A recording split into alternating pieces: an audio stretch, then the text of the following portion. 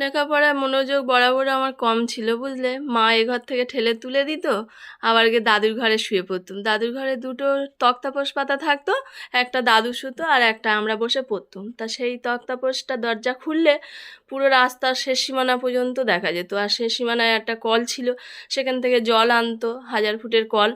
আর কাকিমারা কলসি করে জল আনবে, কেউ ধানের বোঝা নিয়ে ছুটতেছে, কেউ ছুটে ছুটে অফিসে কাজে কর্মে যাচ্ছে।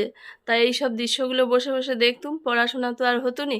তা মাঝের মধ্যে আমি আয়না নিয়ে দেখতুম, যেন আয়নার ভিতর থেকে রাস্তাটা কি সুন্দর দেখতে লাগতো।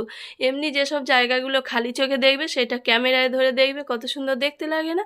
তা ঠিক আয়নার ভিতর থেকে ওরম সুন্দর দেখতে লাগতো। আর আমার বেটার মতো আমারও একটু আঁকাঝোঁকায় ঝোঁক ছিল।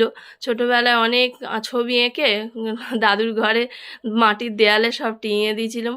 আর মাধ্যমিক পরীক্ষার আগে আবার আমার একটু আঁকার ঝোঁক, কোথায় আবার সেই মা উপন্যাস কিনে রেখে দিয়েছিল শরৎচন্দ্র চট্টোপাধ্যায়, সেইগুলো বসে বসে চুরি করে করে পড়ে পড়ে শেষ করব।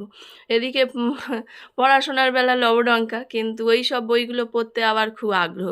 ওই গল্পের বই পড়বো, মাঝে মধ্যে চুরি করে রেডিওটা নিয়ে নাটক শুনবো, রেডিওয়ে গান শুনতে শুনতে আমি অঙ্ক করতুম।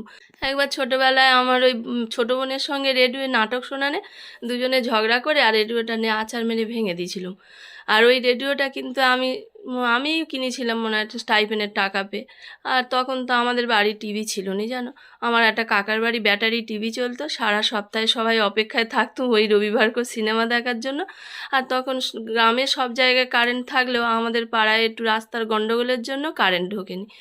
তা ওই জন্য আমাদের পাড়াটা পুরো অন্ধকার হয়ে থাকতো, আর কেউ অত ঝামেলায় যেত নি। ওই অন্ধকার আছে আছে, কারোর অত চান নি। আর আমাদের পাড়ায় বেশিরভাগ সব কাকা জ্যাঠারা সব চাকরি করতো।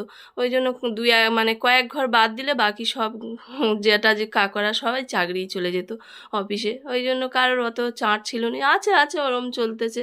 আর লোকের সঙ্গে কে ঝামেলায় যাবে। আর সকালবেলা ওর বাবা এক পাঁজা আগে বাগান থেকে শীষ পালং শাক তুলে নিয়ে চলে এসেছে, বলে এগুলো বুড়ো হয়ে যাচ্ছে, কবে খাবে? তা খানিকটা ওই কেটে নিয়েছি, সব কাটি কাটি পেনা লাগতেছে, ভাল লাগে। ওই একটু লাউ শাক সব রকম সবজি নিয়ে ভালো করে চচ্চড়ি করে নিয়েছি, গোটা চচ্চড়ির মতো। আর ঢ্যাঁড়স আলু দিয়ে বাটা মাছ এনেছে, সেইটা ঝোল করেছি। একটু আম দিয়ে ঝোল করার খুব ইচ্ছা হচ্ছিল, কিন্তু আম তো হাতের কাছে নিই। তা ওই একটু জিরে বাটা দিয়ে ভালো করে তরকারি করে নিয়েছি। আর বাটা মাছে কাঁটা বেশি, ছেলেপুলেগুলো খেতে চায় না। আজকের আবার একটু খেসারির ডাল ভিজে দিয়েছিলাম। ডাল বাটার সঙ্গে ভালো করে পেঁয়াজ আদা রসুন কাঁচা লঙ্কা বেশ করে কুচে দিয়েছি, দিয়ে ঝাল ঝাল পেনা একদম বড়া করে নিচ্ছি। এই বড়াটা গরম গরম ভাতের সঙ্গে খেতে হেব্বি লাগে। খেসারির ডালে ছোট ছোট বড়া করে মাছের ঝোল করলেও খুব ভাল লাগে। আমরা তখন ছোটোবেলায় খেয়েছি, মুখে লেগে আছে, বুঝলে। তাই দেখো, তোমরা যেন আবার ভুলে